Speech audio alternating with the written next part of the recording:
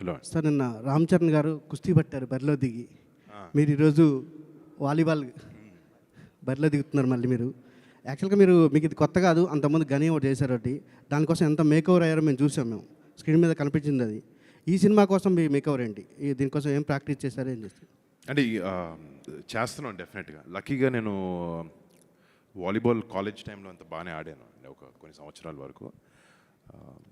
దెబ్బలు తగిలించుకొని ఇంక షూటింగ్ డేట్లు పాడైపోయానని చెప్పి ఆపేసా. బట్ ఇప్పుడు సినిమా కోసమే మళ్ళీ ఆడాల్సి వస్తుంది, మళ్ళీ నేర్చుకోవాల్సి వస్తుంది. లక్కీగా వచ్చు కాబట్టి అంత స్ట్రగుల్ ఉండదు బేసిక్స్ నుంచి. బట్ నాకు ఇష్టమైన ఆట కూడా బాగా ఇది. సో మేక్ ఓవర్ అనేది వంశీకి నాకు మైండ్లో ఒకటి ఉంది, దానికి వర్క్ జరుగుతుంది ఆల్రెడీ.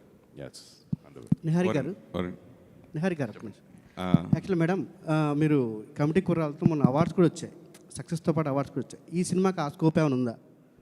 మళ్ళీ నెక్స్ట్గా గద్దర్ అవార్డ్స్లో మళ్ళీ ఏమైనా మీరు?